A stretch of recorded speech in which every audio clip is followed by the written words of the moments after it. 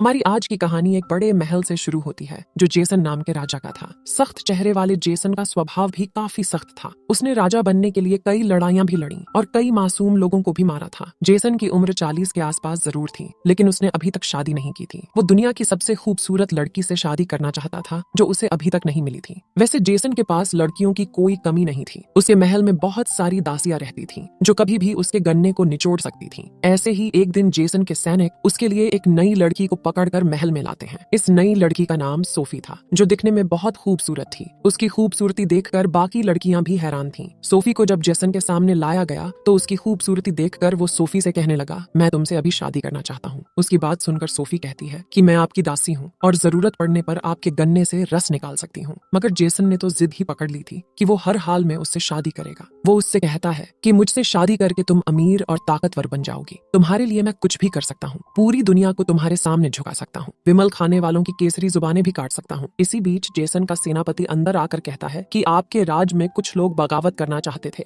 और मैंने उनके सरदार को पकड़ लिया है। उसकी बात सुनकर जेसन उससे कहता है कि सरदार के साथ साथ उसके बाकी साथियों को भी पकड़ो और फिर उन्हें जान से मार डालो। जेसन का हुक्म मानकर सेनापति वहां से चला गया। उसके जाने के बाद जेसन फिर से सोफी को शादी के लिए मनाने लग जाता है। उसके बार बार जोर देने पर सोफी उससे पूछती है, तुम मेरे लिए क्या क्या कर सकते हो? ये सुनकर जेसन कसम खाकर कहता है, मैं तुम्हारे लिए सब कुछ करूंगा, तुम्हारी हर बात मानूंगा। जेसन के कसम खाने के बाद सोफी कहती है, मुझे तुम्हारा ताज चाहिए और वो भी सिर्फ एक दिन के लिए। सोफी की बात सुनकर पहले तो जेसन सोच में पड़ गया, लेकिन फिर थोड़ा सोचकर कहता है, मैं शादी के बाद तुम्हें एक दिन के लिए सिंहासन पर बैठा दूंगा। सोफी को उसकी ये बात अच्छी नहीं लगी, जिस कारण वो गुस्सा होकर दूसरे कमरे में चली जाती है। जेसन एक बार फिर से सोच में पड़ गया, क्योंकि उसे बहुत बड़ा फैसला जो करना था। अगले दिन जेसन के कहने पर सोफी को तैयार किया जा रहा था। उसे एक महंगी पोशाक पहनाई गई ताकि वो ज्यादा से ज्यादा खूबसूरत लगे। सोफी के तैयार होते ही जेसन ने उसे अपनी शाही अंगूठी पहना दी, जिसके साथ ही सोफी एक दिन के लिए रानी बन जाती है। रानी बनते ही वो जेसन को अपने सामने झुकने के लिए कहती है। जेसन जैसे ही झुकता है तो सोफी उसे अपने जूते चाटने को कहती है। जेसन से जूते चटवाकर वो उससे पूछती है कि तुमने बड़ा राजा बनने के लिए क्या क्या किया, क्योंकि सभी जानते हैं कि तुम पहले एक छोटे से देश पर राज करते थे। उसकी बात सुनकर जेसन उसे अपनी कहानी सुनाने लगा, जो कुछ इस तरह से है। जेसन ने बड़ा राजा बनने के लिए कई छोटे छोटे देशों पर हमला किया और उनके राजाओं को मार डाला। धीरे धीरे जब उसने कई छोटे छोटे देशों पर कब्जा कर लिया तो वो बड़े बड़े देशों पर हमला करने लगा। जेसन की सेना बेरहमी से हमला करती थी, जिस कारण उसकी सेना ने कई बड़े बड़े देशों पर कब्जा कर लिया। जेसन की सबसे बड़ी कमजोरी खूबसूरत लड़कियां थीं। उसकी सेना को जब भी कोई खूबसूरत लड़की नजर आती तो वो जेसन के लिए उठा लेती। जेसन के सामने जो भी बगावत करता वो उसे जान से मरवा देता था। कुल मिलाकर जेसन एक ऐसा बेरहम राजा था जो अपने मतलब के लिए किसी भी हद तक जा सकता था। वो अपने मतलब के लिए ही तो सोफी की बात मान रहा था, ताकि वो उससे शादी करने के लिए आराम से मान जाए। सोफी को अपने बारे में बताने के बाद जेसन ने उसे सिंहासन पर बैठा दिया। अब एक दिन के लिए सोफी इस देश की रानी बन चुकी थी। जेसन उससे पूछता है कि आपका पहला हुक्म क्या है? इस पर सोफी कहती है कि मैं खजाना मंत्री से मिलना चाहती हूँ। ये सुनकर जेसन हैरान हो गया। वो सोफी से कहता है, तुम्हें जो भी चाहिए तुम मुझे बताओ, मैं अभी वो चीज हाजिर कर देता हूँ।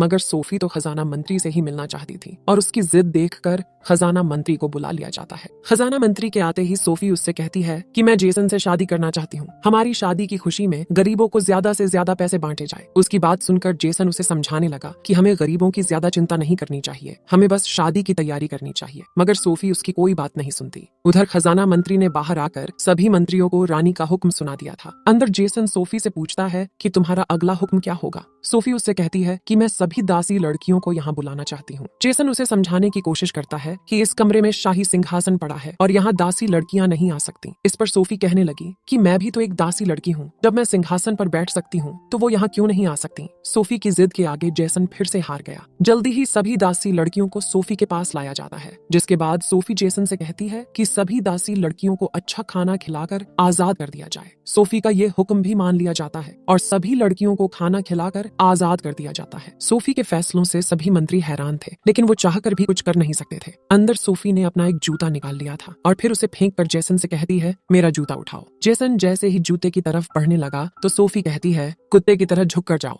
रानी सोफी की बात मानकर जेसन कुत्ता बन गया और सोफी उससे कहती है, जूता मुंह से उठाओ। ये सुनकर जेसन को गुस्सा तो बहुत आता है, लेकिन वो सब कुछ भूलकर सोफी का हुक्म मान लेता है। कुछ देर बाद सोफी ने नया हुक्म जारी कर दिया। उसके हुक्म पर उसके सामने एक दास लड़का लाया जाता है। इस लड़के के बदन पर कोई कपड़ा नहीं था और सोफी ने भी अपने सारे कपड़े उतार दिए थे। सोफी का हुक्म था कि वो पहले इस दास लड़के के गन्ने का मजा लेगी और फिर जेसन से शादी करेगी। सोफी ये भी चाहती थी कि जेसन उसके पास ही रहे और वो अपनी आंखें भी खुली रखे। देखते ही देखते लड़के ने अपना गन्ना तैयार कर लिया, जिसके बाद सोफी ने उसके गन्ने को अपनी मशीन में डाल दिया। गन्ने को मशीन के अंदर देखकर जेसन को काफी बुरा लगा। जब उससे बर्दाश्त नहीं होता तो वो चुपचाप वहां से चला जाता है। थोड़ी ही देर बाद ये एक दिन खत्म हो गया, यानी जेसन फिर से राजा बन गया और रानी सोफी फिर से दासी। सोफी ने जो कुछ भी किया था उसे देखकर अब जेसन को फैसला करना था कि वो उसके साथ क्या करेगा। जेसन सोफी को ध्यान से देखता है। उसे उम्मीद थी कि सोफी उससे माफी मांगेगी, लेकिन सोफी की आंखों में कोई डर नहीं था। जेसन समझ गया कि सोफी उससे कभी माफी नहीं मांगेगी। सोफी को ध्यान से देखने के बाद वो जल्दी जल्दी अपने सैनिकों को बुलाकर उन्हें हुक्म देता है कि इस लड़की के टुकड़े टुकड़े कर डालो। जेसन का हुक्म सुनकर भी सोफी बिल्कुल नहीं डरी, बल्कि वो तो हल्का हल्का मुस्कुराने लगी थी। जेसन के सैनिक जल्दी जल्दी सोफी को उठाकर वहां से चले जाते हैं। जेसन को पहली बार कोई लड़की खूबसूरत लगी थी, मगर वो उसके ताज के लिए बहुत खतरनाक थी।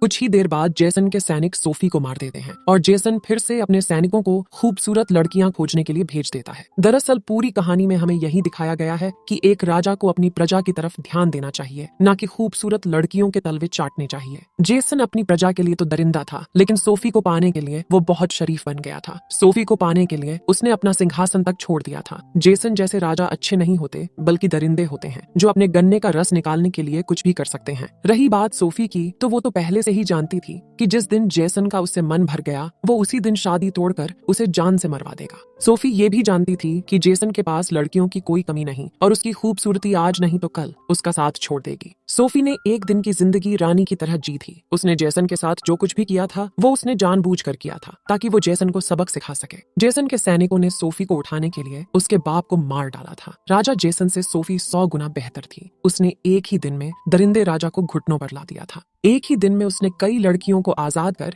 उनकी जिंदगी सुधार दी थी। कहानी में ये भी दिखाया गया है कि पहले जमाने के राजा अपने गन्ने का रस निकालने के लिए कुछ भी कर सकते थे। कईयों की तो इसी वजह से मौत भी हो गई थी, तो कई पूरी तरह बर्बाद हो गए थे। इसी के साथ इस कहानी का यही अंत हो जाता है। हमारी वीडियो देखने के लिए बहुत बहुत धन्यवाद। अगर आप ऐसी ही वीडियोस के दीवाने हैं तो प्लीज मेरे चैनल को जरूर सब्सक्राइब करें। मिलते हैं अगली वीडियो में।